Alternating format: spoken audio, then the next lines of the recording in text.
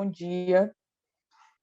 É um prazer imenso ter vocês aqui. A gente está começando mais um curso de formação do Lidera, né, de liderança feminina.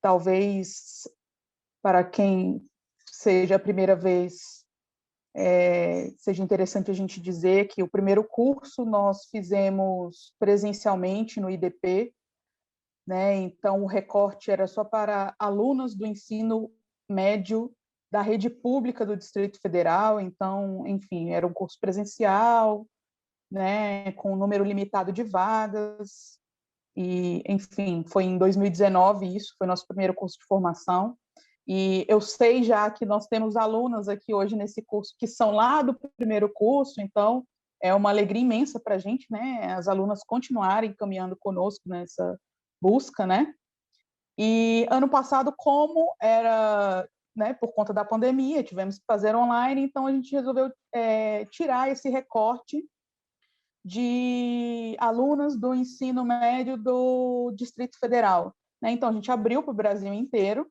e, para nossa alegria, tivemos um alcance bem grande. Dia desses eu fiquei sabendo, e eu sei que ela está inscrita, então provavelmente pode estar aí. Se tiver e quiser abrir a câmera, gente, todo mundo fica à vontade, porque aqui é uma coisa bem democrática mesmo. Fiquei sabendo que tivemos alunas de uma aldeia indígena na Bahia, no interior da Bahia. Então, é uma alegria muito grande conseguir chegar nesses locais, né? Os locais em que nem sempre o acesso à informação, à formação é fácil, né?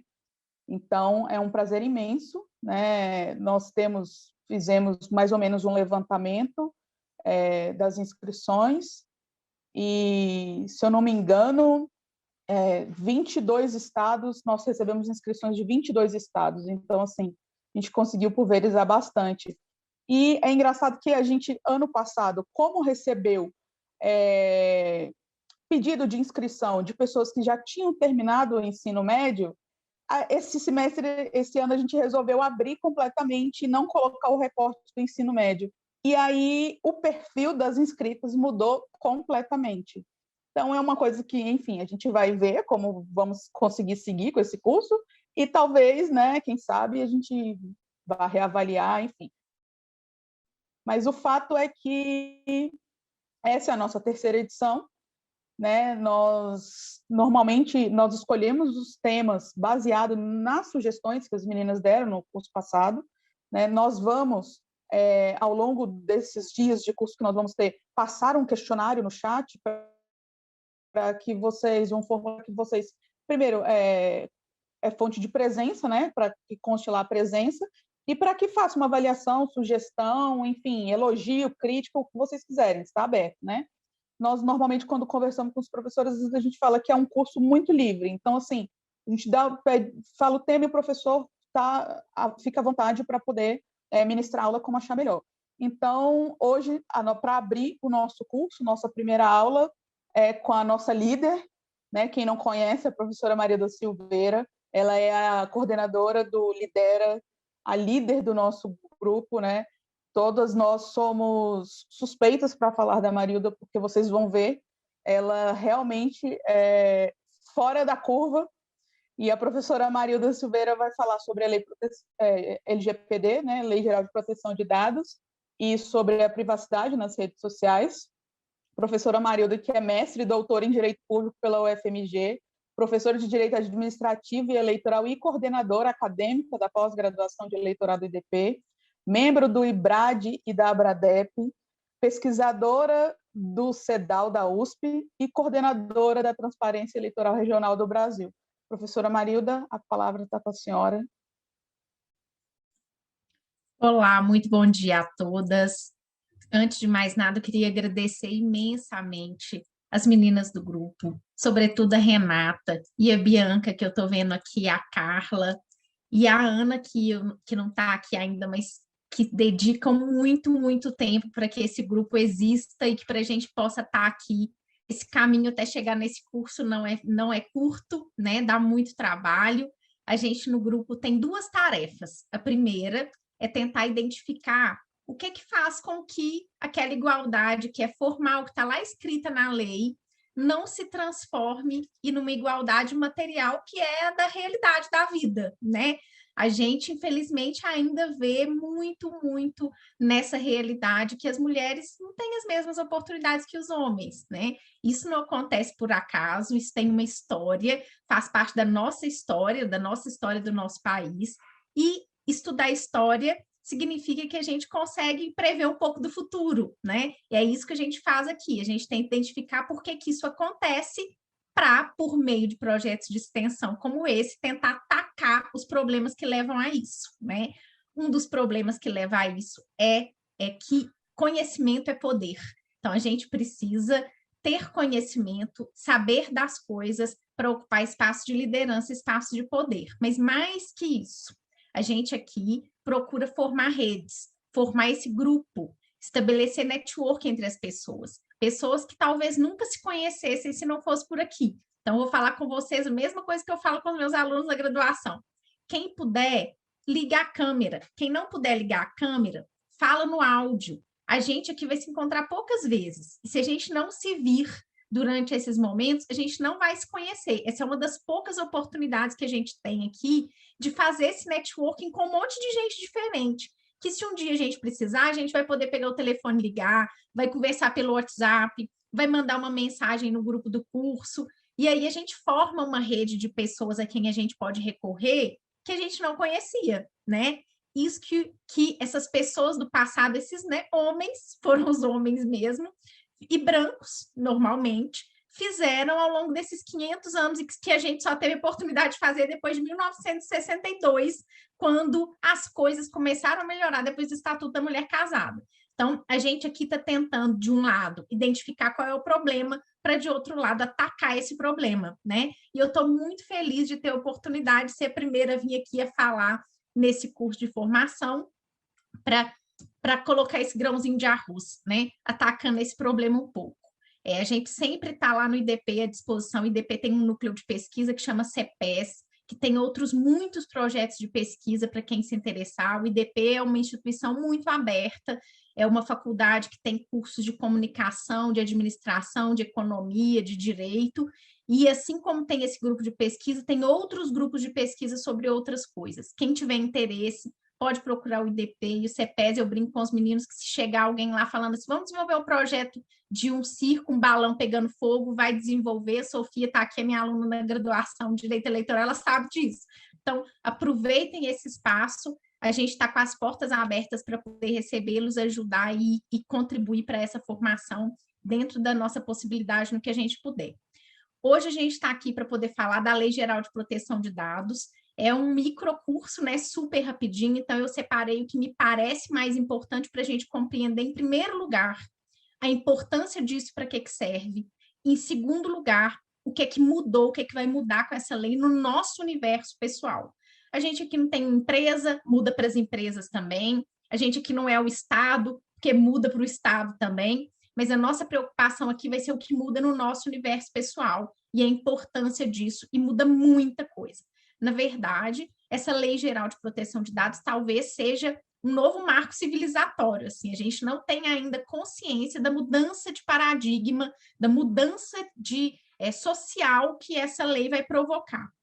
Minha primeira pergunta aqui, então, para vocês se vocês têm a consciência dessa importância. Como que a gente vai tentar desafiar isso? Eu fiz aqui uma pequena apresentação para vocês irem me acompanhando, porque eu sei que é sábado cedo, eu não costumo, quem é meu aluno sabe que eu não costumo fazer apresentação, mas a apresentação tem o poder de fazer a gente acordar, né?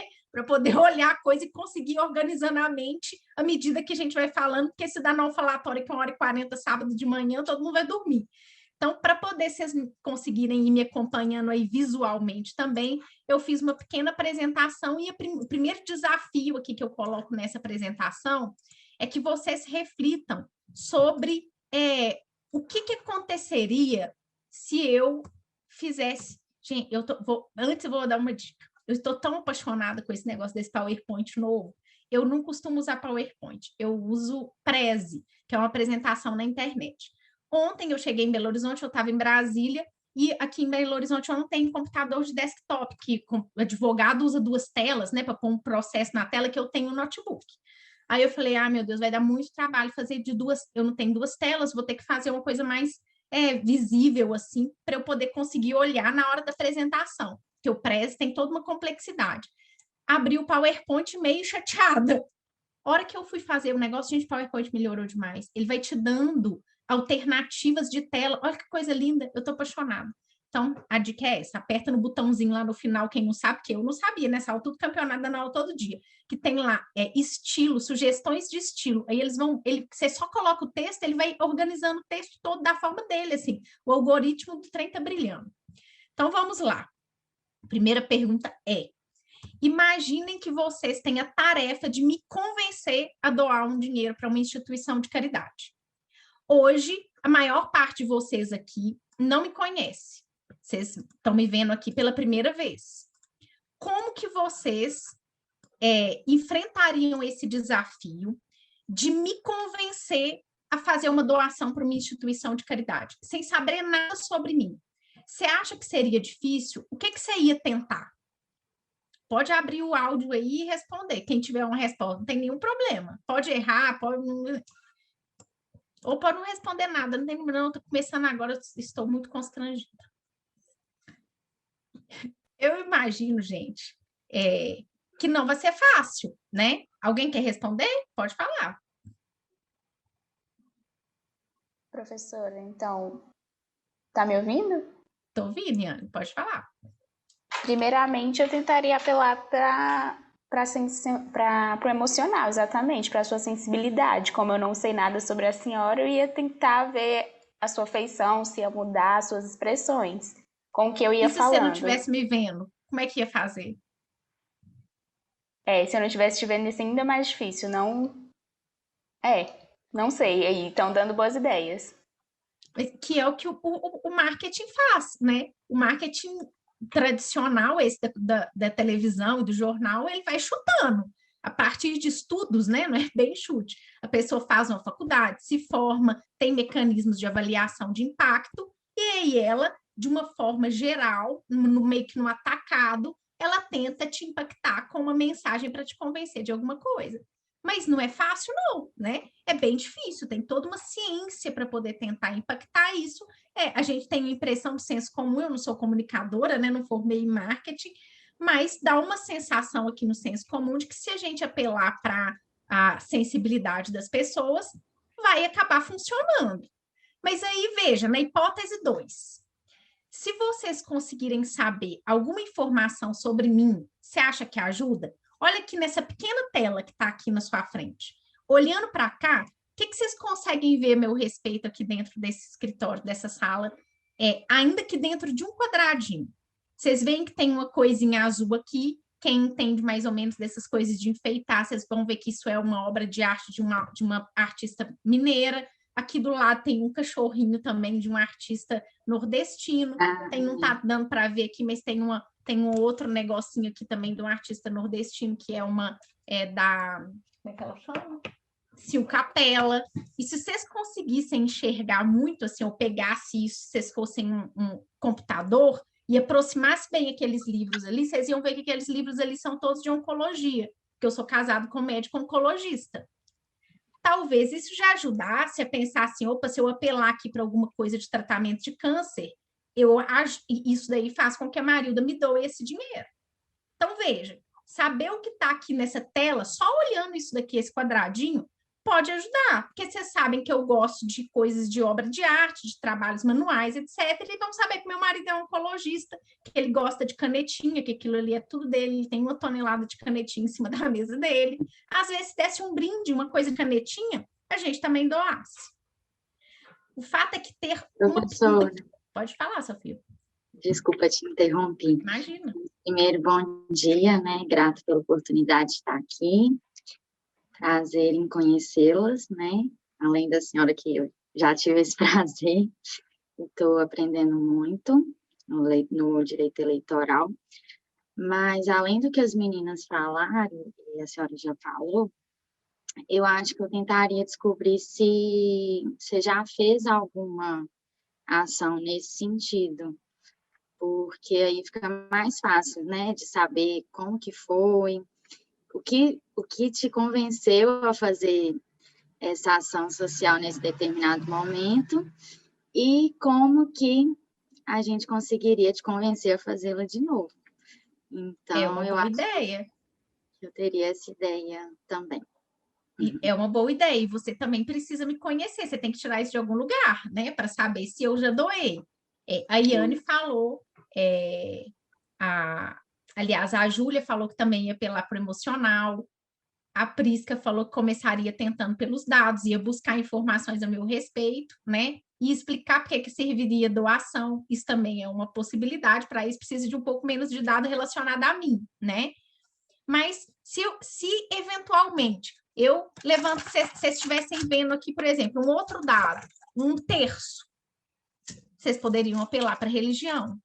Isso também pode ajudar se souber da minha religião. Se você souber praticamente tudo sobre mim, se você for minha mãe, ou meu irmão, ou meu marido, você acha que é mais fácil me convencer se você souber praticamente tudo sobre mim, ou se você não souber praticamente nada ou tiver que ficar ali catando uma informação ou outra? Acho que é mais ou menos instintivo que, se você souber tudo sobre mim, você vai conseguir me convencer melhor, né? Tanto é que quando a gente tem que convencer alguém de alguma coisa, a gente chega lá e pede para uma pessoa mais conhecida para conversar com a outra pessoa, ou a gente tenta descobrir coisas a respeito dessa pessoa. Normalmente, quem quer convencer a gente de alguma coisa muito difícil é a pessoa da família mais próxima que vai lá para poder falar. O que faz isso muitas vezes não é a proximidade, é o conhecimento que você tem a respeito dessa pessoa.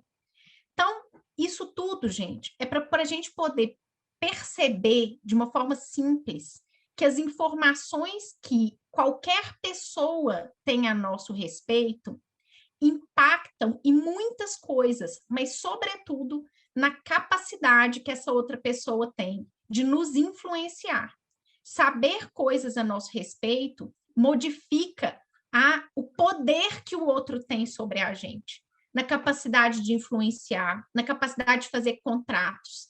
Imagina o seguinte, muita gente aqui sabe que eu já tive câncer, quem não sabe está sabendo agora.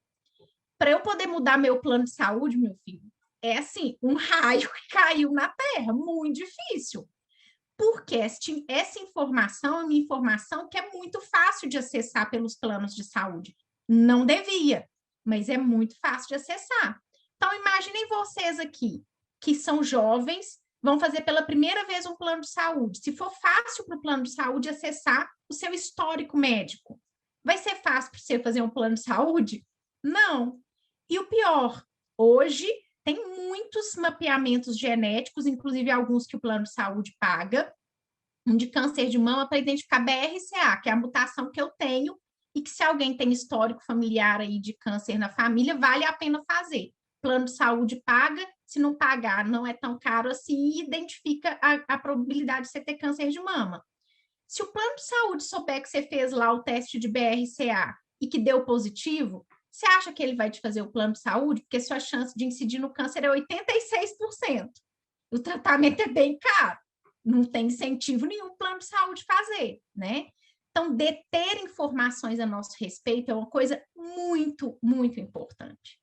E, atualmente, a gente acha, por alguma razão estranha, pelo estranho mundo atual, que viver dando informações a nosso respeito é vantajoso. Seja porque a gente demanda muita atenção, isso é humano, seja porque a gente está achando que é fácil encontrar as coisas na internet a partir dessas escolhas algorítmicas. Quando eu entro aqui no Facebook, tem tudo aquilo que eu gosto de ver no Reels.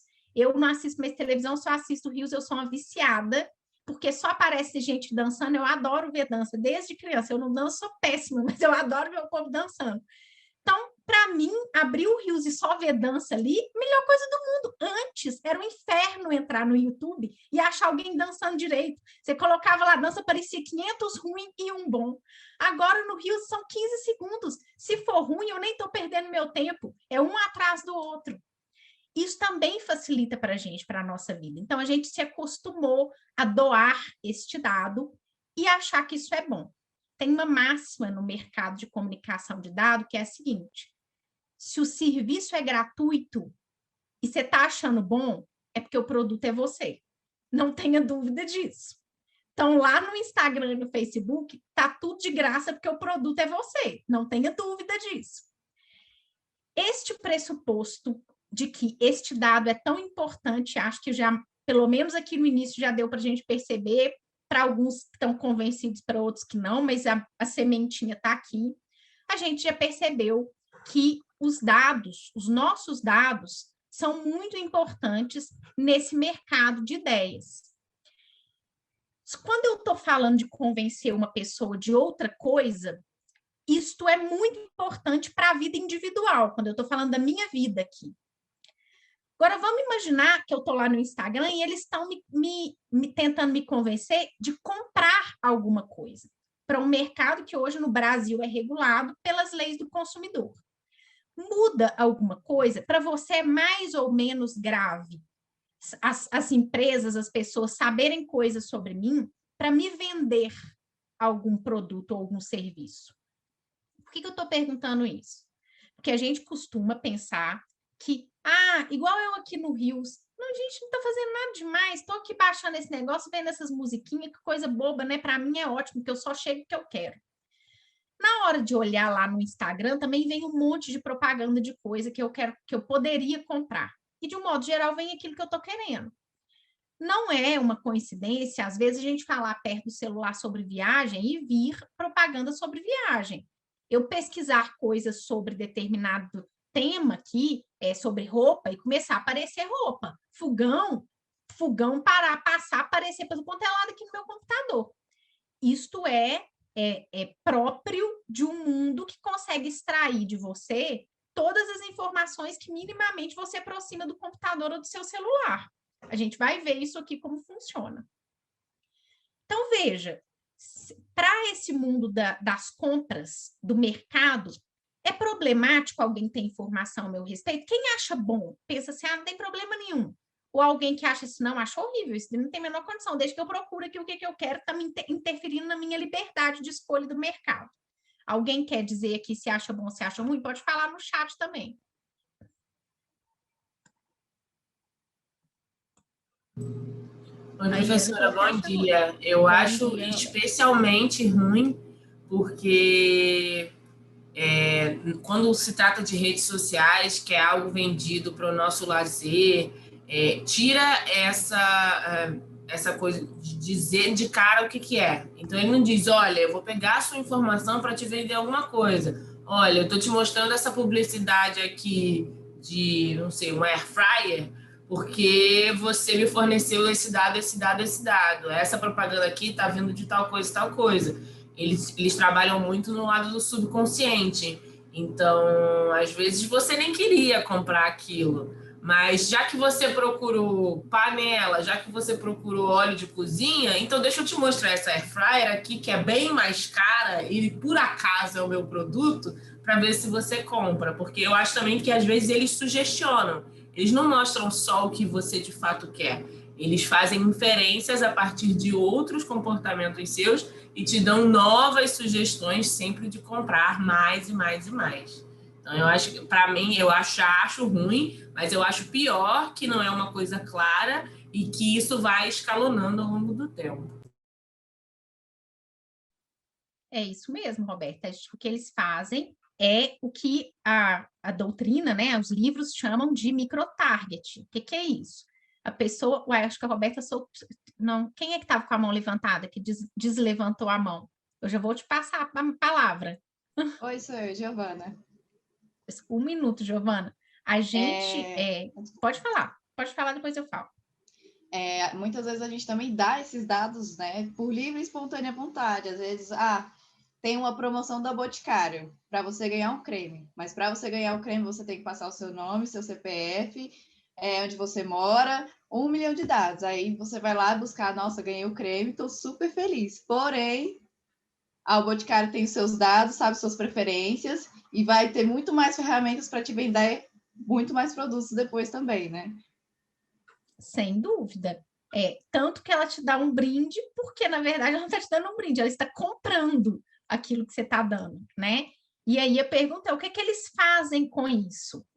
Essa quantidade de informação que eles têm a nosso respeito As empresas, aqui no caso dessa pergunta, né, gente que quer te vender coisa, elas pegam aquilo e formam um perfil seu. Aquilo que elas conseguem identificar que é a sua persona, né? Aquela pessoa que se identifica mais ou menos como quem você é.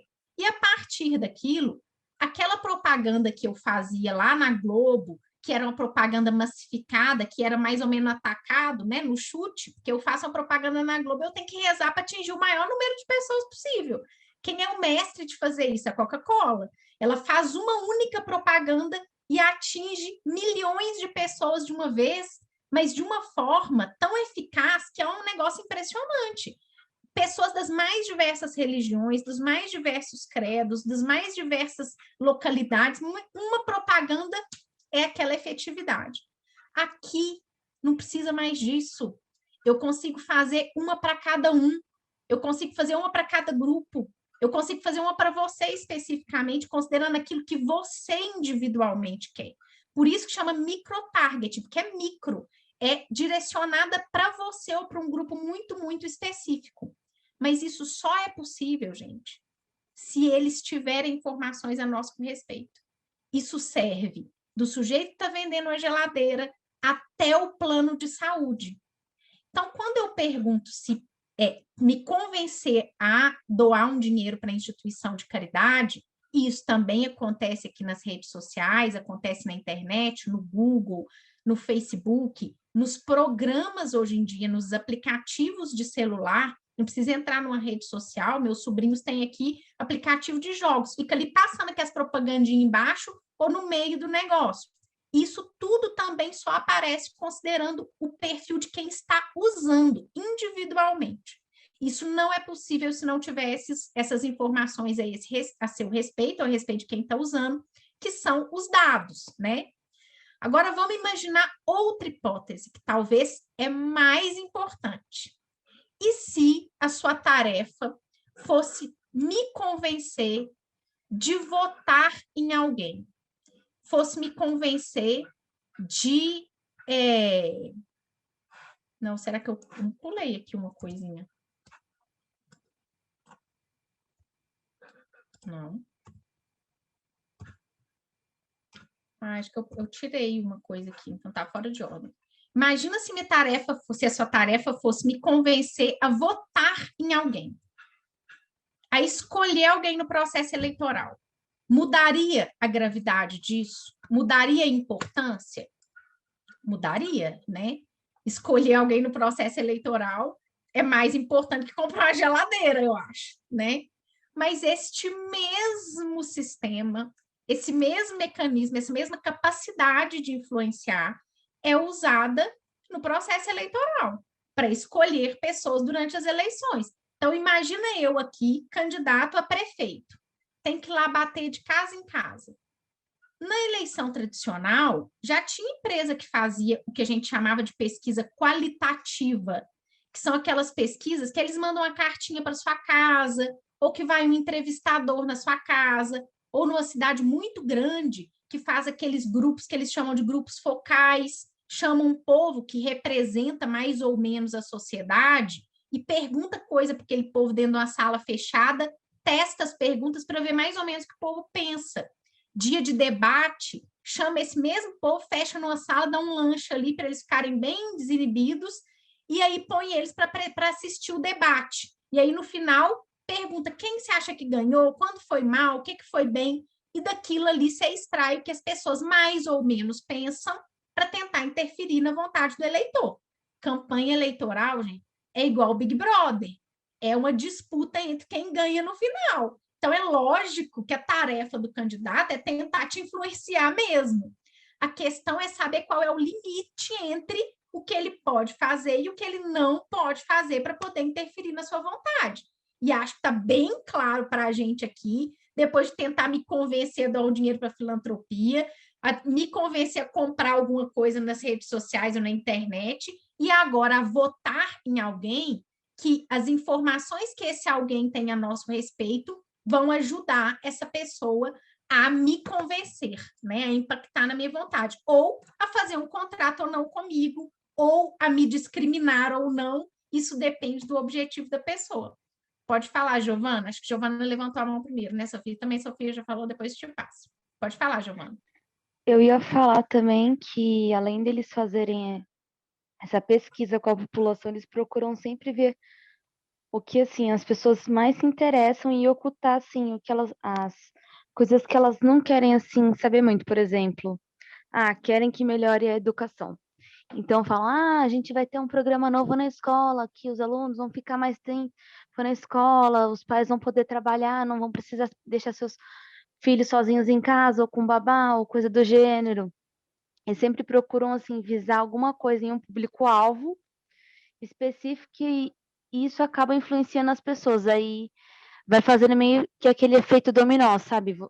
Um fala para o outro, que fala para o outro, e aí vai acabando meio que assim, todo mundo acaba se convencendo, porque uma pessoa, às vezes, nem sempre passou os dados totalmente certos, que ela fala, vamos votar em tal candidato, porque esse candidato vai fazer tal coisa, essa coisa é boa pra gente, então vamos fazer isso. Só que a pessoa acaba não pesquisando nem o histórico, nem assim, quais são realmente as intenções da pessoa, se ela realmente, assim, vai cumprir com a sua palavra com base no histórico dela, porque às vezes a pessoa já tem um certo histórico naquilo, quando a pessoa não tem um histórico, fica mais difícil de saber, no caso da política, se ela tem a tendência a cumprir o que ela diz ou não, tem todo esse tipo de coisa, eu acho. Sem dúvida. Eu tinha um chefe, sabe, Giovana, que ele era muito bravo. E a gente costumava dizer lá no gabinete que era assim: tudo que você disser e o que você não disser será usado contra você. É mais ou menos isso aqui. O que você não diz, o que você não apresenta, e também aquilo que você não fala diretamente para alguém, que você expressa genericamente, representa dentro de um grupo que a sociedade está querendo e ajuda o candidato, né? Então, ele vai lá e olha assim, esse grupo aqui está preocupado com a maior parte das mulheres, são mulheres solteiras que têm filhos. Então, elas estão preocupadas com creche, porque a maioria não vai poder deixar com alguém da família, não vou poder pagar. Então, isso tudo, de fato, também ajuda, né? São dados, informações que se colhem para poder impactar no processo eleitoral. Pode falar, Sofia. Professora, eu acho que eu já contei um pouco para alguns, né? Algumas, que eu já fiz parte diretamente de 3 campanhas eleitorais. No caso, como meu pai foi candidato e está prefeito, né? Eu gosto de falar está porque é temporário, graças a Deus. Mas eu ia comentar justamente o que esqueci quem falou antes de mim, a Giovana comentou, que é a questão de você já ter um histórico ou não, porque isso faz toda a diferença, né? Se a pessoa já teve uma oportunidade de gerir uma cidade e fez algumas coisas, você vai conseguir analisar se ela tem capacidade de fazer mais, enfim, apesar de que depende de muita coisa, né? Por exemplo, eu sou de Valadares, depende muito do governo do estado, dos municípios circunvizinhos, né, por se tratar de uma cidade polo da região leste de Minas, depende muito do governo federal e até mesmo da Bahia, Espírito Santo, Minas, Rio, São Paulo, né, como tem bastante rodovia, em questão de infraestrutura, de saneamento, tudo envolve bastante coisa.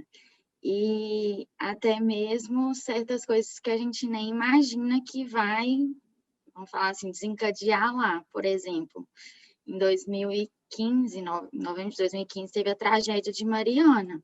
Quando aconteceu isso, eu jamais imaginava que ia atingir Valadares. E simplesmente a cidade ficou sem água.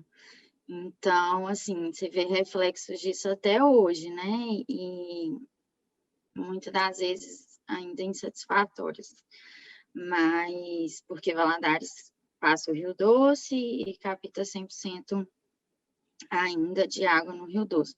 Mas eu tô falando assim, as coisas são imprevisíveis, mas quando você já tem um histórico, dá para você trabalhar com alguma previsão. E eu já convenci muita gente de votar no meu pai, né? mas também já foi um peso muito grande, né, para ele, enfim. Mas é isso. Mas quem está no poder público tem muita informação, né, Sofia? Então, você consegue coletar dados, isso é importante que a Sofia está dizendo, porque, veja, eu consigo coletar informações da internet, mas se eu sou prefeito, eu tenho um monte de informação que outras pessoas não têm. Então, se a gente não tiver uma regra que proíbe quem está no poder público de acessar informações, ou pelo menos limita o acesso a essas informações que ele tem ali sentado na cadeira, a vantagem contra os outros é muito grande, né? Então, a gente também tem que a lei de proteção de dados, que é essa lei que está preocupada com isso que a gente está falando aqui, ela também tem essa preocupação, ela não é só para quem vende coisas, para quem quer te convencer, ela também é para o poder público. Então, Marina. Oi, bom dia. Não, quando a senhora falou sobre a campanha eleitoral e os grupos focais, tem um filme sobre o Brexit que está no HBO que mostra exatamente isso. Eles mostram quem fazia campanha contra o Brexit, o governo fazendo esse meio tradicional dos grupos focais e que não deu muito certo, e quem era contra o Brexit, e quem era a favor do Brexit, queria sair da União Europeia, fazendo essa coisa de redes sociais e dados, e dando muito certo. Então, se vocês tiverem interesse de ver essas duas realidades, né, uma contra a outra, esse filme é bem legal e mostra bem isso, eles se organizando e os que fizeram do jeito tradicional pensando, meu Deus, por que isso não está dando certo? Por que isso não está dando certo? E os outros conseguindo. É bem interessante. É isso mesmo, Marina. Tem muitos, eu até vou indicar alguns documentários aqui. Tem muitos documentários que falam sobre isso, tentando mostrar como que essa nova ferramenta, né, de buscar informações sobre as pessoas na internet ajuda a te influenciar, mostra como funciona por dentro, né? Kaila. Oi, professora. Eu acho Bom que o dia. ponto principal e que eu me questiono muito é a partir de que momento eu estou tomando decisões próprias ou decisões baseadas na escolha que o outro quer que eu tome. E por isso eu vejo a importância da lei de proteção de dados. É isso mesmo. A gente acha que isso que você falou, Carla, é muito importante. A gente tem a falsa impressão, e talvez ainda maior impressão, de que a gente é livre depois da internet. A internet deu para a gente uma sensação de absoluta liberdade, por várias razões. Porque a gente consegue entrar aqui e pesquisar qualquer coisa, porque a gente consegue entrar aqui e falar qualquer coisa, que a gente tem espaço para falar que a gente não tinha. Então, isso criou uma dificuldade de eu aceitar, nós, na sociedade, aceitarmos a representação, né? A gente antes aceitava que o outro representasse ou falasse por nós, porque a gente tinha plena convicção de que é impossível todo mundo falar sobre tudo, só alguns têm espaço mesmo, e de que é impossível saber sobre tudo. O que acontece agora com a internet? Essa capacidade de aceitar essas duas coisas mudou. A gente acha que a gente consegue, que é capaz de entrar no Google e saber de qualquer coisa. Eu entro aqui, estou com dor de cabeça, pesquiso um remédio, eu não sou médica, não sei de nada, e estou achando que tá bom, que eu consigo identificar. Então, tá todo mundo receitando remédio, tá todo mundo construindo prédio, tá todo mundo dando opinião sobre tudo, achando, dar opinião não tem nenhum problema. O ambiente político, ele é livre de falar sobre o que a gente quiser, é liberdade. Agora, a gente não pode achar que a gente sabe, né? Que a gente está dando opinião técnica, porque não sabe. A gente precisa respeitar o conhecimento alheio, anos de estudo e de pesquisa. Isso também passou a impactar nesse universo das eleições, porque antes eu olhava para o deputado, pensava, de fato, precisa de alguém. Hoje eu penso, por que eu não pego meu celular aqui e não voto no lugar dele? Isso gerou um ressentimento. Então, essa sensação de liberdade faz com que as pessoas estejam ainda mais vulneráveis a esse universo de marketing digital, a esse universo de alguém que quer te convencer por meio daquilo que sabe a seu respeito. Porque você está lá bonitão no Instagram, achando que está livre, fazendo só o que você quer, mas, na verdade, você está sendo completamente direcionado por uma série de conteúdos que aparecem para você só porque você quer. Eu não sei se vocês já pararam para pensar sobre isso, imagino que quem viu aqui Dilema das Redes, privacidade hackeada, todos esses documentários sobre Brexit e as eleições norte-americanas já tenham refletido sobre o fato de que a gente só vê no Facebook e no Instagram aquilo que a gente quer. Não é só no Facebook e no Instagram, é no Google, quando a gente pesquisa no Google, é quando a gente abre qualquer jornal, porque isso daqui funciona igualzinho na Globo, no SBT, na Record. A gente vê uma novela achando que a novela foi feita para a gente, mas na verdade o que foi feito para a gente foi o comercial. A novela eles colocam ali só para prender a gente para assistir o comercial. Então a televisão é um monte de propaganda com conteúdo no meio. E a gente liga a televisão achando que está ligando para poder ver o conteúdo, mas a gente está ligando para ver a propaganda. A Globo não vive de novela, ela vive de propaganda. É igual o SBT. Por isso que no meio das novelas, das coisas, é cheio de propaganda, né? Facebook, Instagram, Google, etc., não são diferentes. Eles querem que você entre todos os dias o máximo possível, porque é este movimento que faz o negócio crescer e ser valorizado, e ser caro, ser uma empresa valorizada. E para você entrar lá todo dia e ficar preso naquilo, tem que aparecer o que você gosta. Se eu pegar o Reels aqui e começar a abrir e só vir coisa chata, eu não vou abrir mais. Isso aconteceu comigo. Eu via Reels todo dia. Nas últimas semanas começou a ficar uma chatice. Eu falei, não quero ver isso aqui mais não. Em 15 dias, 10 dias, o nosso descolamento da vontade, daquilo que a gente gosta, também entrou numa velocidade muito grande.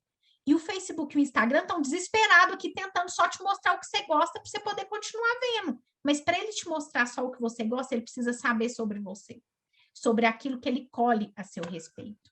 Então, vamos imaginar aqui que agora o seu desafio seja me convencer a odiar alguém. Para me convencer a odiar alguém, ter muita informação a meu respeito te ajuda? Ajuda, né?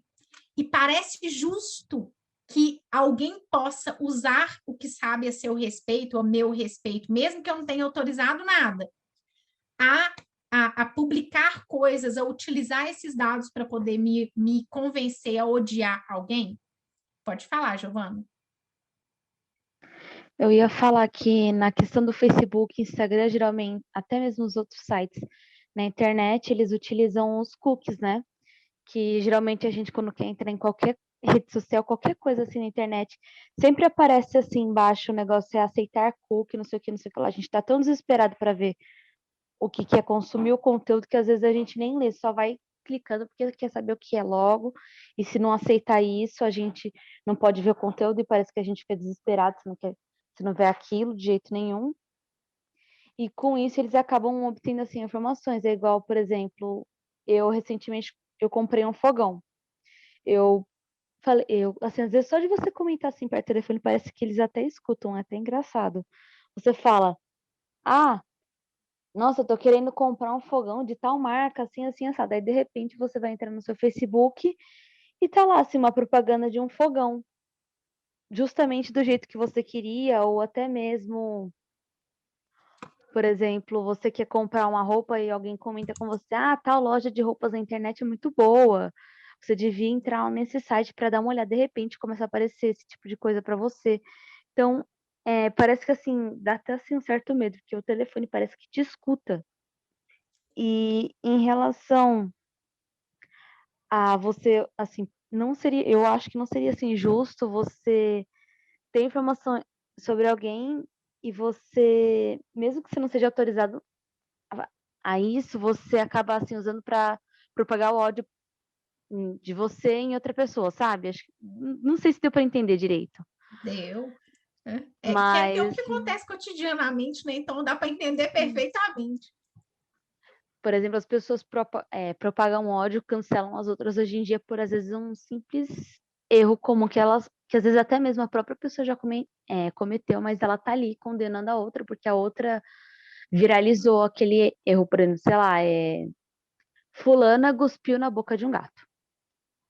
E aí todo mundo começa a condenar, odiar essa pessoa, falar, não, você tem que odiar essa pessoa porque ela cuspiu na boca de um gato, e isso aí não é legal, coitado do gato, ou não sei o que lá, as pessoas começam assim a propagar o ódio de graça, né? Mesmo sem terem, assim, por que que a pessoa fez isso, ou e se elas propagam ódio, assim, simplesmente porque elas querem. Assim, não pegam e apresentam, ó, a pessoa, ela erra em tal coisa, mas ela também tem os seus acertos, ela faz isso de bom, ela fez aquilo, ela errou sim em fazer tal coisa, mas não quer dizer que por causa disso você tem que condenar ela e cancelar ela na internet, fazer ela, às vezes, ser uma pessoa principalmente famosa, que é o que acontece muito, assim, com pessoa famosa ou quem entra no BBB e tem alguma atitude, assim, que as pessoas não gostam, elas saem de lá canceladas, a pessoa não perdoa, se ela pode ter acertado 1000 vezes, mas se ela errou uma vezinha, as pessoas cancelam aqui fora, fazem discursos de ódio, condenam a pessoa, saem atacando a família da pessoa, tipo, de graça, assim. Uma coisa assim, meio, assim, até chega a ser, pra mim, pelo menos, meio assustador, porque às vezes você tem a mesma atitude, só que você não foi filmado, não foi gravado, não tem provas que você fez aquilo e, tipo, vão lá e estão você mesmo às vezes está condenando alguém pelo mesmo erro que você fez, só que ninguém sabe que você fez. Uma coisa, eu acho que muito injusta, assim, que acontece na internet, principalmente. É isso mesmo. E acontece o seguinte, quando você tem a possibilidade de saber no universo dos outros aquilo que os outros estão pensando, além de ter um comportamento de rebanho, né? Um vai, o outro vai, o outro vai, quem tem interesse em prejudicar essa pessoa famosa ou em alguém do BBB que quer que o outro não vote, vai usar aquilo que as pessoas estão falando para impulsionar isso. Giovana falou aqui que parece até que o celular da gente escuta a gente, né, Giovana? O celular escuta a gente, de fato, e aí a lei vai tentar minimizar isso, falando que você pode ou não autorizar, né? A gente autoriza muita coisa sem ler direito na internet, porque os programas obrigam a gente para usar o programa a concordar. Se não concordar, não usa, ou se não concordar, não funciona direito, né? E uma das coisas que está lá escrito pequenininho, ou que está escrito até grande, mas a gente não lê porque é muita coisa, não vai ficar lendo tudo, é oitiva de voz em segundo plano. Então, quando você for aceitar qualquer cookie ou dar autorização de uso de informação, aquelas caixinhas que abrem ali com termos de uso, com concordância para usar as informações que coletam, você vai colocar um Ctrl F ou tentar achar lá um negócio que chama oitiva de voz em segundo plano. Isso quer dizer que o computador ou o seu celular está ouvindo a sua voz ou a Alexa em segundo plano, que é sem você estar usando o equipamento. Seu celular está aqui desligadinho do seu lado, mas ele está te ouvindo. Então, quando você fala viagem para o Caribe, ele ouviu. Se ele entender que aquela fala é relevante, porque ele não só ouve, não, meu filho. Ele ouve e percebe, olha dentro do contexto da sua fala, se aquilo ali é relevante. Se é relevante, ele coloca lá no seu perfil, que eles vão segmentar o perfilzinho ali no algoritmo, para poder, quando você pesquisar alguma coisa, sair lá coisa sobre viagem. Poucos aplicativos, ou programas, ou sites, colocam disponível o que eles têm a seu respeito. Mas o Google tem isso. Se vocês entrarem lá no Google, logados no Gmail, você pode procurar lá no Google, no link lateral, o que o Google tem no seu perfil, o que ele armazenou sobre você. Isso é, né, uma coisa extraordinária, tem um lado positivo, mas tem um pesquisador de um livro que chama Dominados pelos Números. Essa pessoa que fica empilhando livros infinitos. Esse livrinho aqui, ó, Dominados pelos Números, é um rapaz, é um matemático que escreveu sobre como os números e os algoritmos são usados, impactam na nossa vida. Eu vou passar a palavra para vocês, Júlia e Manoel. E uma das coisas que ele aponta aqui é isso: o Google é um dos poucos sites e aplicativos que dão para a gente lá no linkzinho o que ele armazenou a nosso respeito. O problema é que o Google mente. Ele não fala tudo que ele tem a seu respeito. E, às vezes, ele tem informações sobre religião, sobre gênero, sobre opções que são muito íntimas e que nem a lei permite que ele tenha mais. Mas ele tem e ele não coloca lá. Mas não deixa de ser uma curiosidade, porque você entra lá, você vai ver onde você anda clicando e o que o Google conseguiu armazenar sobre você. Então, Júlia falou primeiro no chat, já passo para o Manoel e para a Bárbara. Pode falar. Oi, bom dia. Bom dia. Obrigada. Obrigada pelo espaço, Imagina. pelo curso. Adoro esse curso aqui de vocês. Ah, que bom, obrigada. Eu queria falar que essa questão que você falou de justiça, que o capitalismo não é justo, né? Ainda mais essa questão de números. Poucas pessoas se importam realmente com o indivíduo. É uma questão de comprar, de vender, de números no geral, né? Não é a vida particular da pessoa, o que ela está sentindo, quais vão ser as consequências dessas escolhas, dessas influências na vida dela. E outra coisa também, essa questão do BBB, eu não acompanho, mas está muito atual na sociedade, né? Os temas relacionados. E aquilo ali é só um recorte também. Então, você vê o que a Globo quer que você veja que está acontecendo ali dentro. Sabe, o que você acha que você está vendo realmente tudo que está acontecendo, mas não é assim que funciona. Você está vendo o que eles querem que você veja, com toda a edição que tem, com todo esse controle, o controle das pessoas que estão lá dentro também. Então, dessa falsa sensação de liberdade e de controle que a internet proporciona, e isso está em mais coisas do que a gente imagina. É isso, Júlia. Na verdade, sempre foi assim na vida, né? A gente é assim. Quando a gente conta uma história, a gente conta a história da nossa perspectiva, tentando contar de um jeito que a gente acha que a pessoa vai olhar para a gente e pensar que aquilo é bom, né? Não existe neutralidade no mundo. Não existe, nem científica. A gente aqui na academia, eu sou professora e sou pesquisadora. A gente é atraído pela nossa tentação de querer convencer, né? Então, quando eu estou aqui pesquisando uma coisa sobre liderança feminina, por exemplo, a minha hipótese, e a gente tem que sempre levantar uma hipótese, né, é de que a mulher tem um espaço menor na sociedade. Então, vou pesquisar certas coisas, eu aqui no meu coração acredito nessa hipótese, então eu tenho que tomar muito cuidado para não ir lá buscar dado que confirme aquilo que eu acho, né? Isso também acontece em tudo mais. A gente sempre foi assim, a televisão, o rádio, o jornal impresso, o panfleto que a gente recebe na rua tem o interesse de quem é dono daquilo ali. Então, a Record, o SBT, a Globo, tudo ali tem o interesse de quem é dono.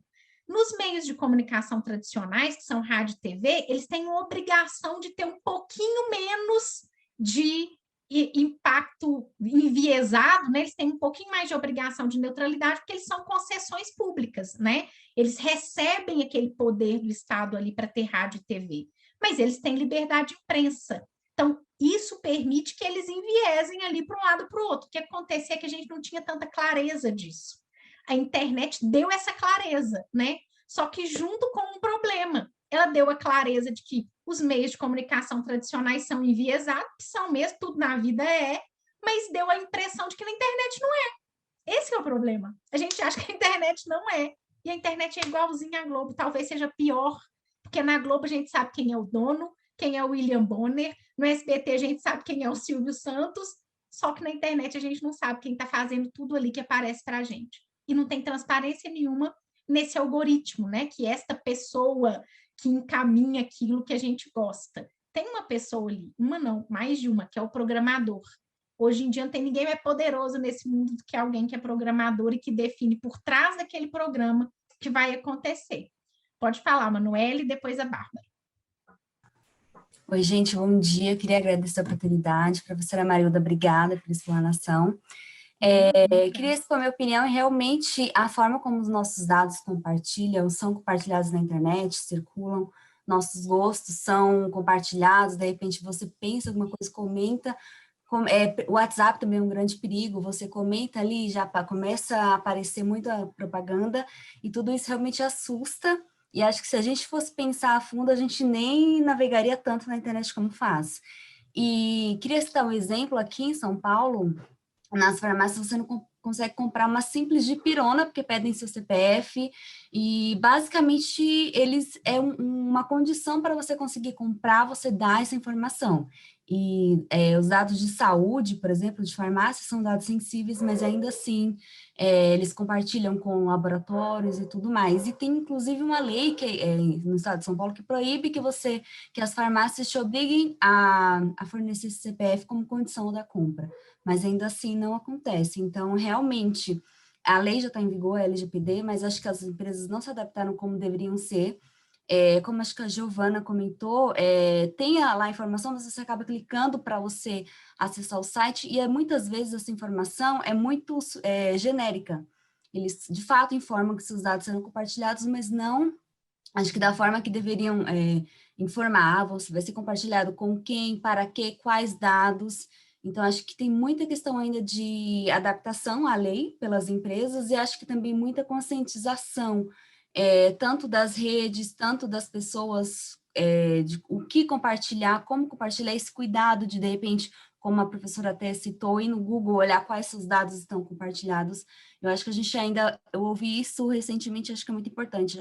A gente ainda vai aprender a usar a internet, acho que a internet ainda vai aprender muita coisa ainda, com até que ponto pode ir com nossas informações, acho que é muita questão de adaptação ainda. É só isso, tá bom? Obrigada, gente. Obrigada, Manuela. É isso mesmo. A gente vai ver, tem muita coisa para mudar. Algumas já estão mudando, outras ainda a gente imagina que vai mudar, que a Agência Nacional, a agência não, né? A Autoridade Nacional de Proteção de Dados já está instalada, mas ela está começando agora a regulamentar e a fiscalizar e o Ministério Público. Então, a gente vai ainda ter muito impacto dessa lei. A gente vai ver aqui quais são as limitações e os nossos direitos. Vamos ouvir só a Bárbara, Giovana, já te passo. Bom dia, gente. Bom dia, professora. Bom dia. Eu queria perguntar, na verdade, os limites mesmo da eficácia da lei. E eu pergunto isso por tudo que a gente está conversando agora, principalmente da utilização de alguns aplicativos, de alguns sites, que a gente acaba aceitando, né, termos e condições de uso de aparelhos e de uso de sites, de acesso, porque a gente quer ter realmente acesso, estar naquele lugar onde todo mundo está. E até que ponto que a lei consegue ser eficaz mesmo nesses aspectos. E aí eu pergunto isso e trago um exemplo, eu acompanho no Instagram duas mulheres que eu gosto bastante, uma é uma psicanalista, ela chama Manuela Xavier, e uma outra eu nem sei a profissão dela, que ela chama Poli Oliveira, e elas tratam exatamente disso, né, de algoritmos do Instagram. Elas falam majoritariamente sobre feminismo, sobre causas de mulheres e tudo mais, que é uma pauta, né, que me interessa. E aí essa Poli Oliveira, ela se dispôs a fazer uma coisa que ela chamou de O Experimento, que foi muito interessante, que eu recomendo para todo mundo. Não estou fazendo propaganda não, tá, gente? Nem conheço, só acompanho mesmo no Instagram. Mas que eu achei, assim, super interessante, que eu fiquei muito tocada e que realmente me incomodou. Eu vi algumas mulheres aqui indicando o dilema das redes e tudo mais. E a Poli é uma mulher preta, ela tá fora do padrão, assim, ela é um pouco mais... ela é gorda, ela é mãe de família, então, assim, ela tá longe do padrão estético, né, que é o ideal, que a gente tem como ideal. E o Instagram gonga ela demais, silencia ela. A Manuela fala muito de feminismo, ela é mais marxista, e o Instagram silencia ela, então faz os posts dela caírem, literalmente, bloqueia ela não aparece, que é o que a gente chama de shadow ban.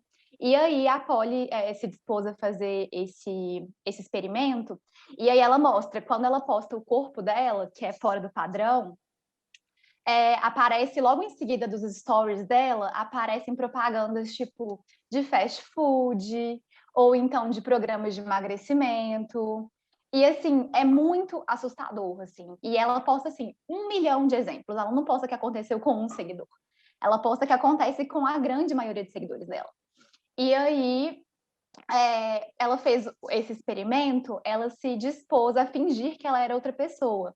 Então, ela fingiu que ela fez, tipo, uma lipo-LED, ela fingiu que ela colocou silicone no bumbum, ela fingia várias coisas, mas ela fingiu de verdade. Então, ela só postava fotos photoshopadas, com filtro. Ela fez um ensaio fotográfico que ela tá toda modelada, segurando...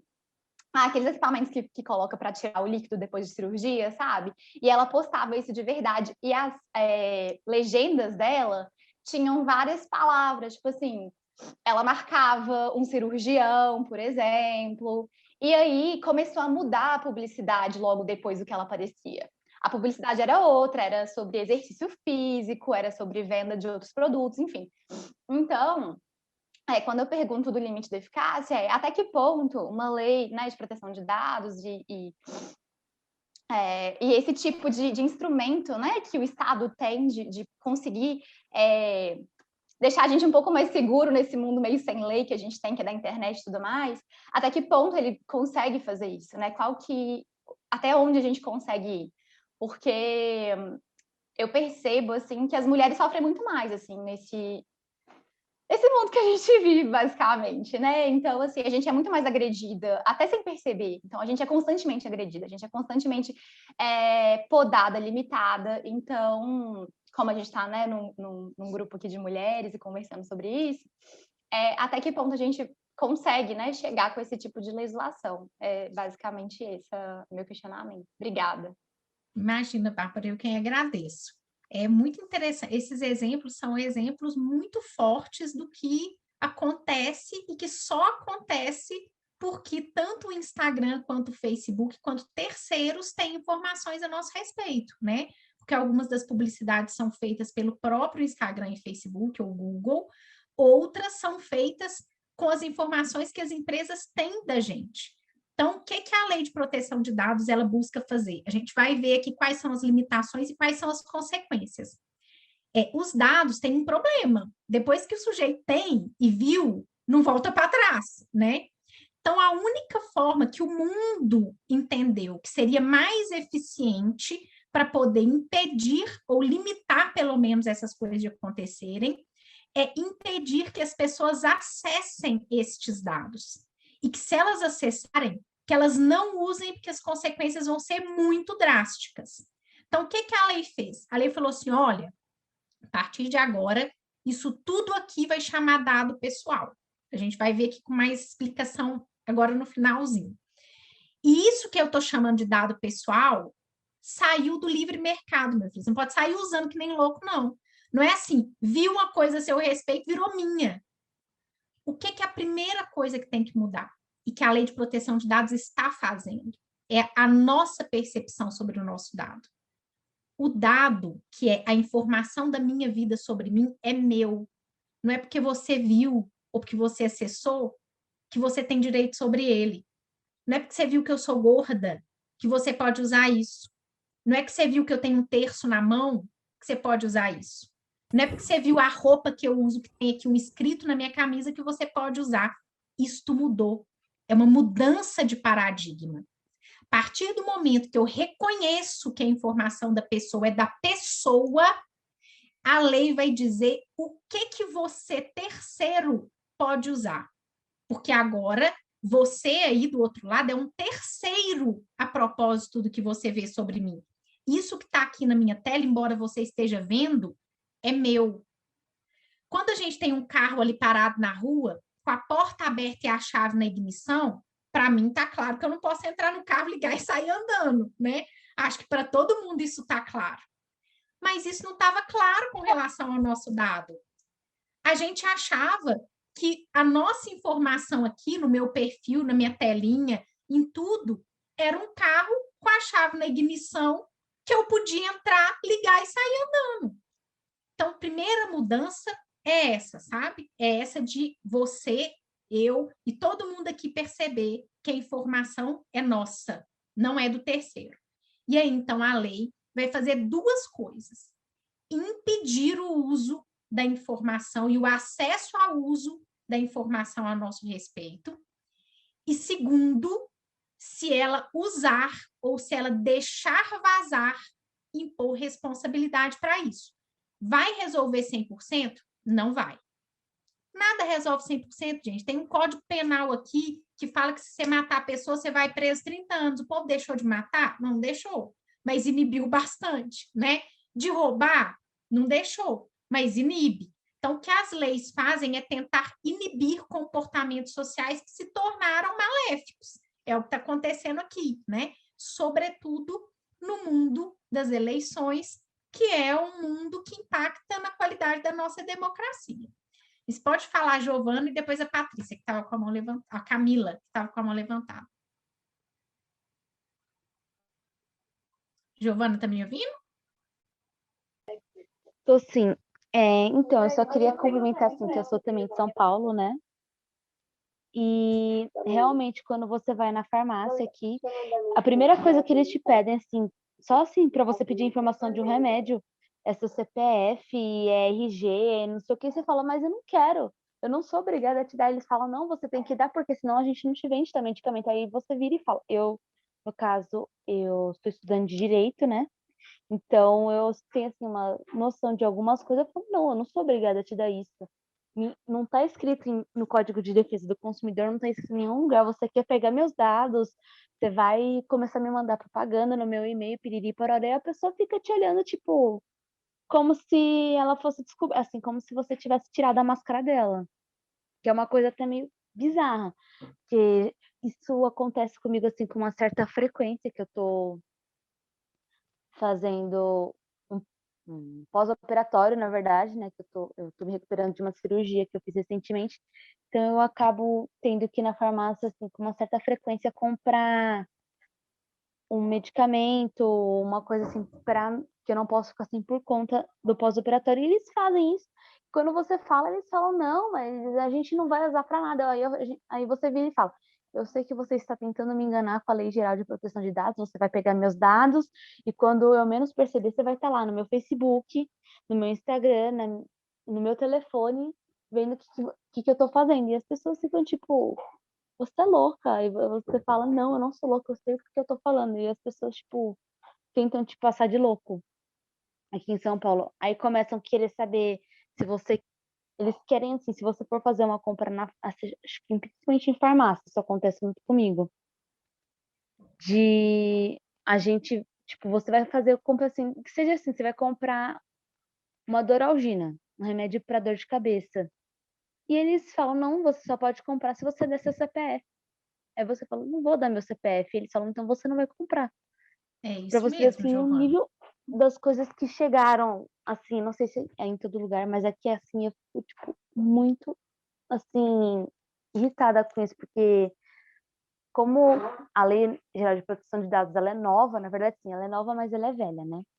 Porque ela já tinha entrado em vigor em alguns outros países ano passado, e no Brasil, assim mesmo, só foi estourar no final do ano para esse ano. Então, muita gente ainda não sabe o que querem, o que se trata. Então, as pessoas ficam meio assim, sem entender. E as pessoas, assim, que têm a informação disso, que geralmente usam isso para o seu próprio benefício, não fazem questão nenhuma de te explicar. Então, você fica, tipo, meio que sem saber o que fazer, porque você não sabe o que é. Aí você tem medo de dar sua informação e você acabar se auto-prejudicando depois, porque você sabe que vai chegar para você propaganda de farmácia, propaganda de tal remédio, só porque você consumiu um produto dali. E eu acho, assim, uma coisa extremamente absurda, porque nem, assim, eles te dão a capacidade de chegar e falar, ó, isso é por causa de tal lei que aconteceu, entra em vigor assim, assim, assado, que já tinha em outros países, funciona assim, assim, assim, e é por isso que a gente precisa disso, por causa disso, disso, disso, a gente não vai fazer mais nada além disso, disso, disso. Eles simplesmente querem que você já dê seu dado ali sem explicar nada, que é um absurdo. É um absurdo mesmo, Giovana. E, antes de mais nada, melhoras, né, para você. Mas, a partir de hoje, quando alguém pedir os seus dados dessa forma e que for desnecessário, ou seja, estiver em desacordo com o princípio da necessidade, você vai mandar um e-mail, vai entrar aqui no seu computador e mandar um e-mail. Primeiro para o Ministério Público, da cidade onde você estiver ou do estado onde você estiver.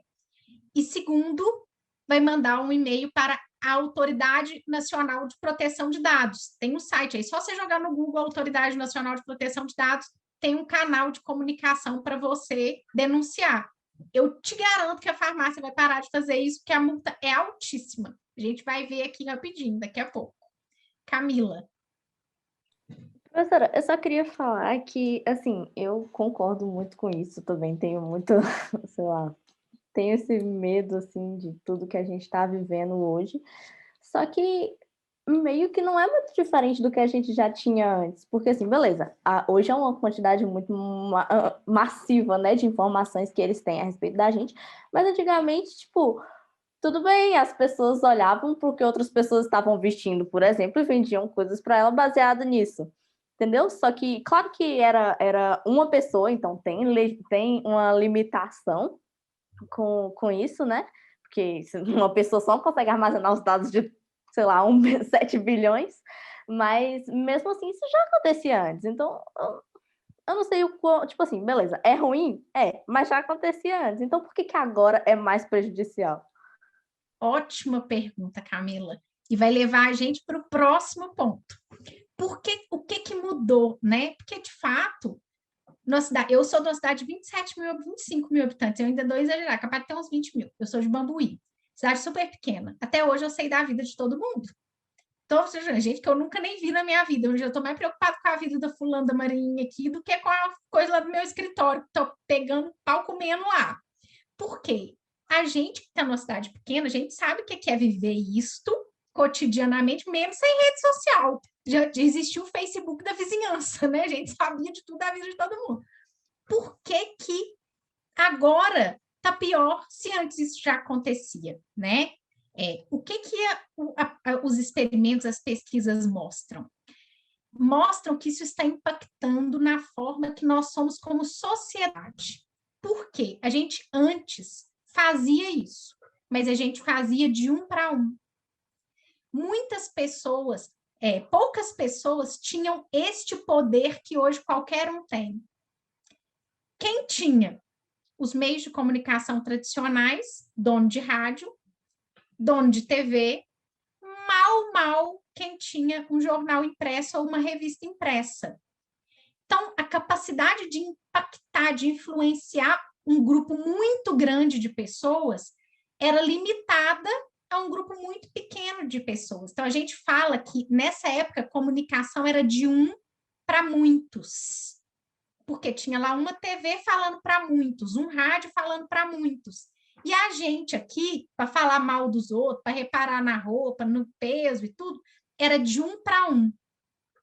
Hoje, a comunicação é de 1 para muitos, ou de muitos para muitos.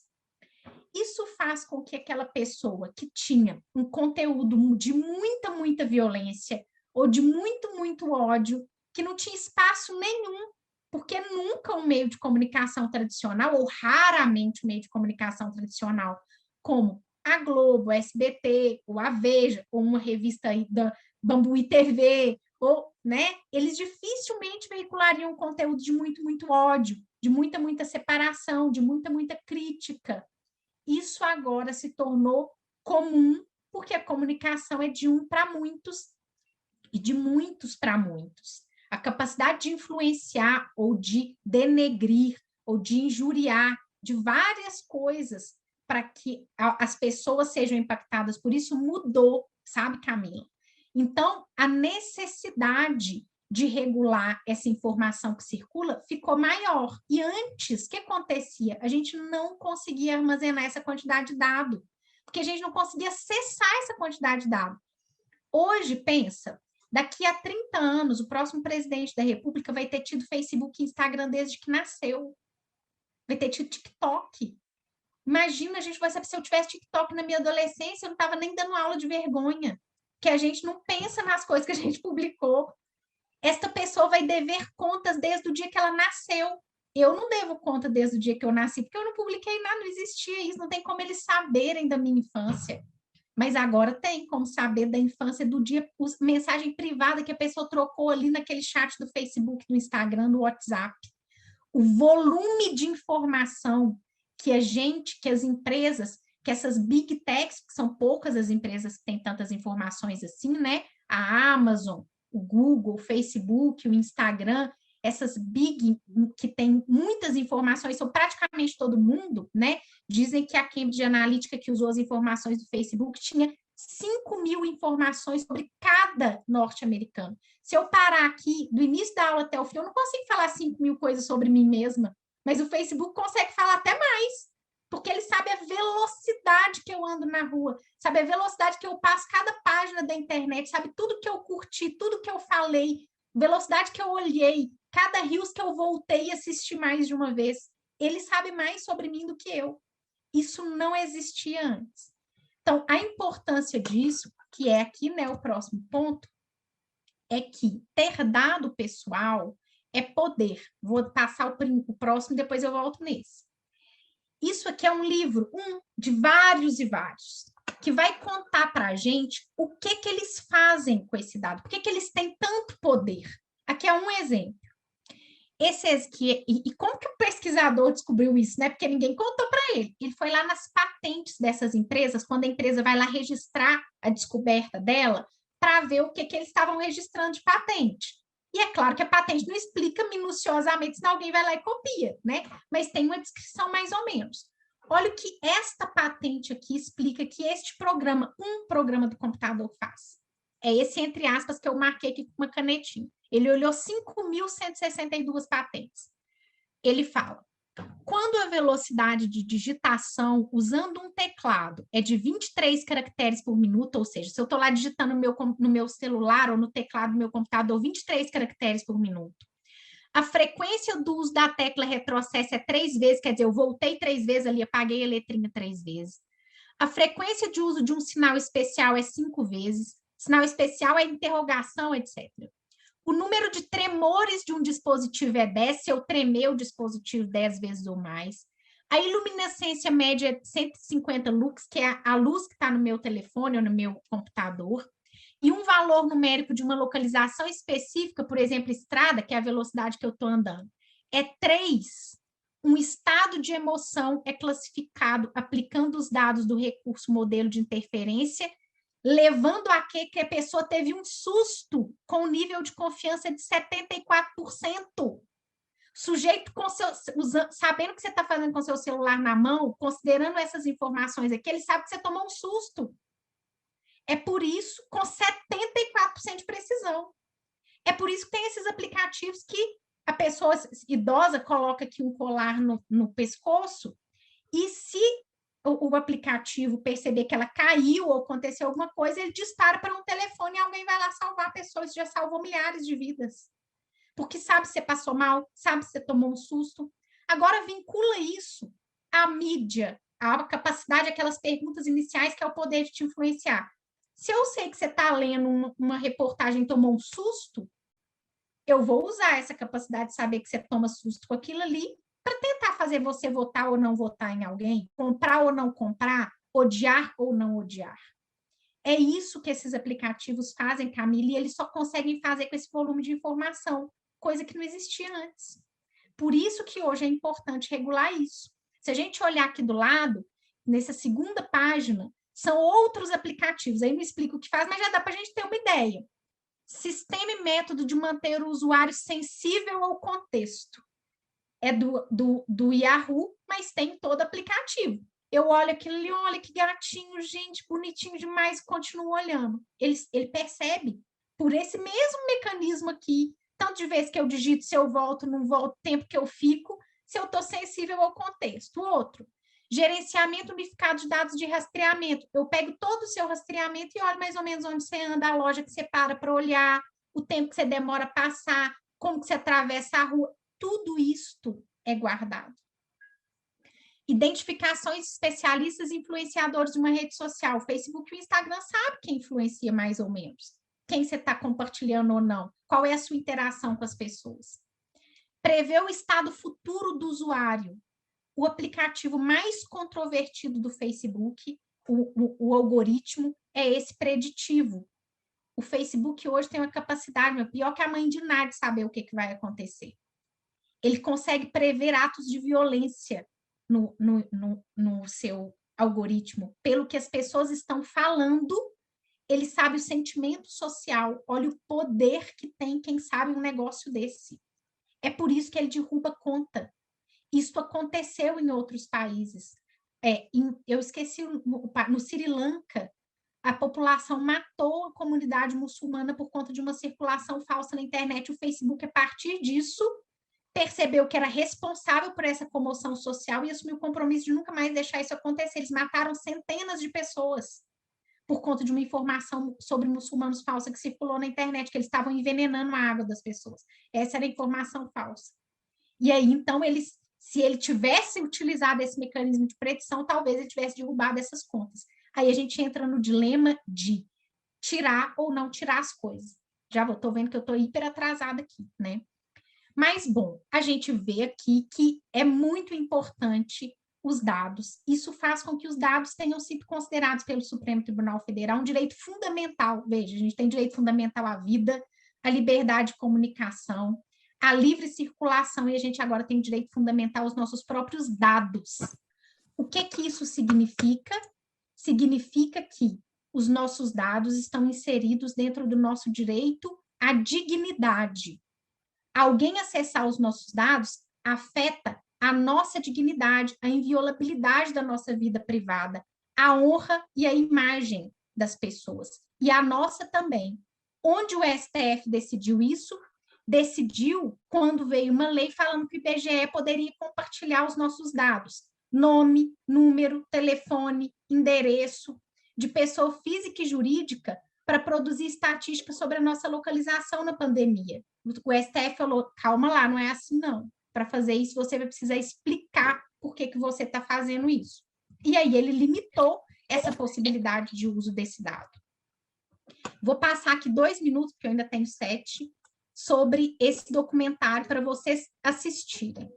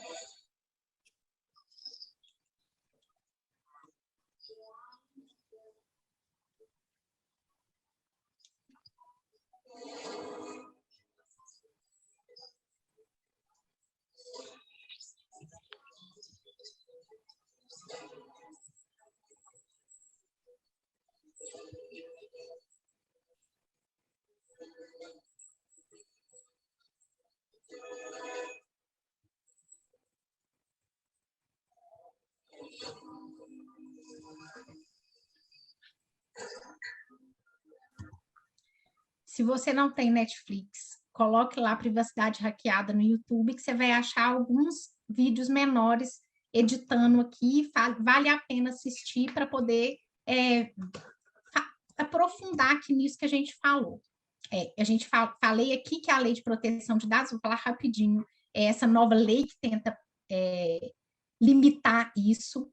A gente tem uma autoridade nacional vinculada à presidência da República, já vi alguém perguntando aqui, acho que essa vinculação é ruim, porque a autoridade no mundo inteiro tem independência, mas para o caso das eleições ela é inconstitucional, porque o presidente, né, que é o hierarquicamente superior a esse órgão, não pode ser alguém que controla as eleições. Então, certamente, até as eleições do ano que vem, essa matéria deve ser enfrentada pelo Supremo, e eu imagino, espero, que essa competência para as eleições passe para dentro do TSE. Vamos ver, né? A LGPD, eu coloquei esse quadrinho que eu vou mandar essas apresentações para vocês, claro que vocês precisam decorar isso, né?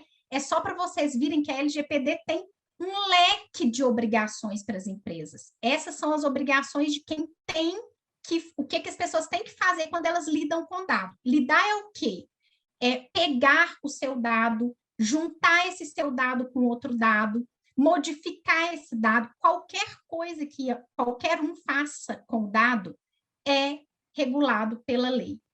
De pegar a juntar o dado com outros dados para formar aquele perfil. Então, as obrigações são muitas. É uma regra para todos que impacta agora nesse mercado de uso dos dados. Para a gente, o que mais importa é quem pode usar o nosso dado. Para isso, a lei estabeleceu o que ela chamou de bases legais. É quando alguém pode usar o seu dado. Quando pode? Primeiro, quando dá o seu consentimento. A gente acha que consentimento é o único, né? Mas não é. Tem tudo isso aqui, ó.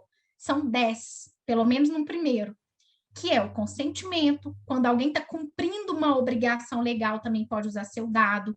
Para executar política pública, o Bolsa Família, por exemplo, também pode usar seu dado. Para fazer pesquisa, também pode usar seu dado. Claro que tem que regulamentar o uso, né, para ser objetivo. Para executar contrato, diligência contratual, você assinou ali um contrato para executar aquilo, também pode. Para o exercício regular de direitos, se for direito da pessoa exercer aquilo, pode. Para proteção da vida, se alguém precisando salvar sua vida tem que saber qual é seu tipo sanguíneo, também pode. Para tutelar a saúde, para te fazer um tratamento urgente, também.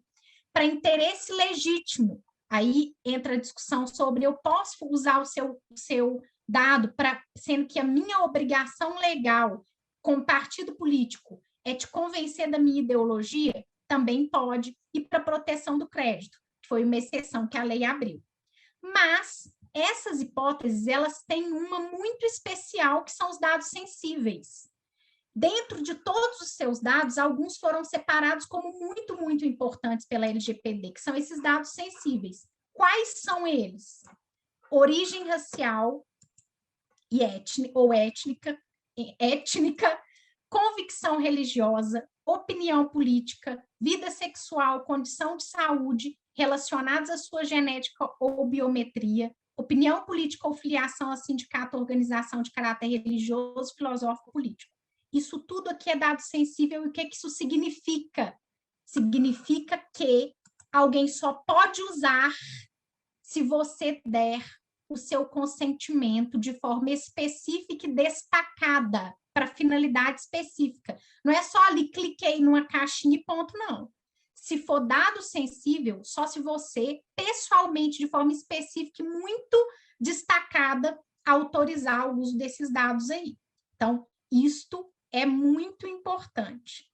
Além disso, a LGPD traz os princípios, quer dizer, todo mundo que quiser usar seu dado tem que respeitar isso aqui, e a farmácia está desrespeitando o primeiro, que é a finalidade. Você não pode, assim, vou comprar um remédio, então me dá seu endereço, telefone, tipo sanguíneo, cor de sua pele, a roupa. Não, finalidade você só pode coletar aquilo que é indispensável para a finalidade do que a pessoa está fazendo ali.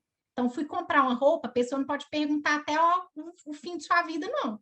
Isso viola a finalidade. Adequação também tem que ser adequado, necessidade tem que ser necessário, o livre acesso, o usuário tem que poder acessar aquilo, a precisão da informação, transparência, segurança, prevenção, não discriminação, que é óbvio, e a responsabilidade. Mas se descumprir isso tudo, o que acontece? Porque, afinal de contas, né? O que vai acontecer se as pessoas descumprirem? Um monte de coisa. E está aqui.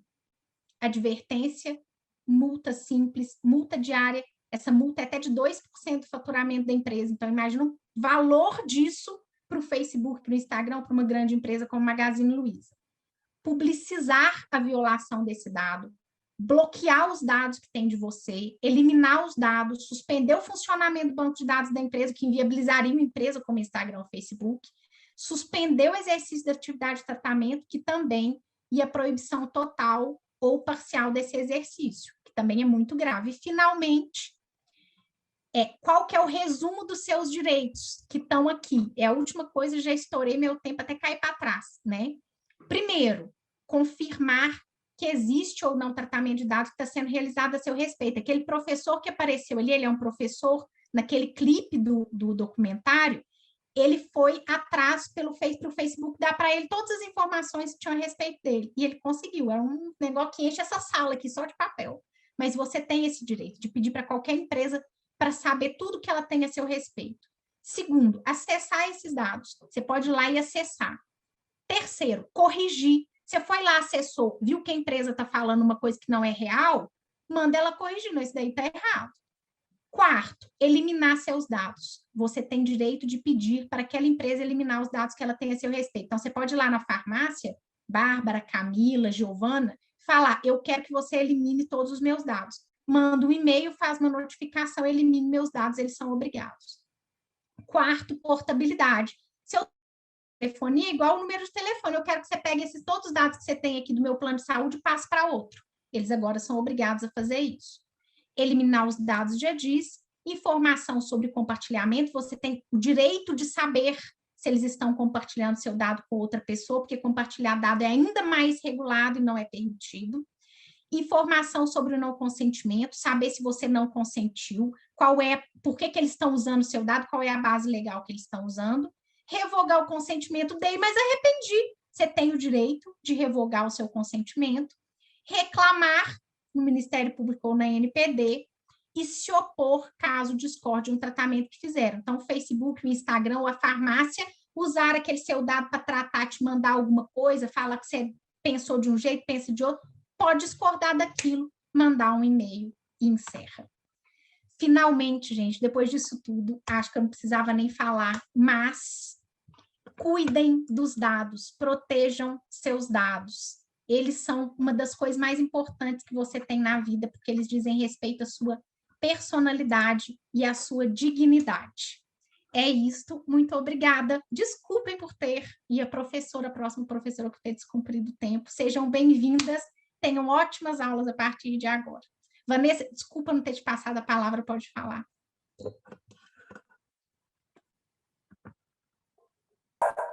Bom dia. Bom dia.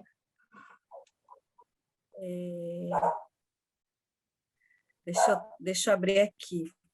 Bem, adorei a aula, tá maravilhosa. Obrigada. Professora, é o seguinte, o que a senhora nos orienta para essas redes sociais, né? Porque eu tive a felicidade de saber do evento justamente no Instagram. Tá entendendo, né? Da mesma forma que a gente tipo assim, uma isca, né? A gente também descobre coisas maravilhosas nessas redes, né? Como é que a gente nos orienta da melhor forma, né? Como é que a gente pode... Como é que a gente faz para usar, mas não ser vítima de tudo isso, né? Exatamente, exatamente. Vanessa, olha, quando eu era criança, meu irmão furou o olho com a tesoura, uma tragédia terrível. Desde esse dia, nunca mais teve tesoura na minha casa. E isso, para mim, assim, é um marco na minha vida. Porque não vai ser tirar uma tesoura de casa que vai impedir de eu pegar uma faca, de pegar um outro espeto, qualquer outra coisa, para poder ter um acidente, né? Isso serve para tudo na vida. Aqui, nesse caso, a gente está lidando com o que é imaterial. Então, o que eu faço? Eu tenho muita atenção, igual a gente devia ter tido com a tesoura, né? Eu estava com o meu irmão, então eu ainda carrego essa culpa para a minha vida toda. A gente precisa ter atenção. Então, eu não admito localizar. Toda vez que eu baixo o aplicativo, eu vejo todas as autorizações que o aplicativo me pede. Eu não saio autorizando tudo quanto há. Eu pego, abro aquilo que vem automático, eu vou lá no aplicativo, abro, desautorizo tudo. Meu Instagram, nas minhas configurações, é todo desabilitado. Facebook, todo desabilitado. Eu inclusive excluí o Facebook, mas eu nunca logo em nada conectado a nenhuma outra rede, porque isso autoriza que elas compartilhem dados entre si. Sabe aquela coisa que você fala assim, entre aqui pelo seu Gmail, nunca faça isso. Quando você for utilizar alguma coisa no seu computador, feche a sua câmera, feche o seu áudio. Eu comprei esse negócio aqui na China, a melhor coisa que tem, gente. Isso daqui é um clipezinho, vou mostrar para vocês. Você põe assim, em cima da sua câmera, você tá vendo? E aí, isso daqui é um botão que abre e que fecha. Eu vou fechar o meu aqui, vocês vão ver que eu vou desaparecer, mas a câmera tá ligada. Ó, tá vendo? É o botãozinho que fica em cima da câmera. Ele empurra para o lado assim e eu fecho. Custou 5 centavos isso daqui. Então, são pequenos cuidados que a gente tem e que porque o mundo vai mudar, né? Eu também gosto do Instagram, gosto do Reels, mas você tem que limitar ao máximo o acesso a essa informação. Não limitou, deu zebra? Denuncie. A gente já fez representação até cair para trás para a NPB. Tem muita empresa respondendo à ação civil pública, sobretudo farmácia. Só com sanção e com desincentivo é que as empresas vão parar de fazer.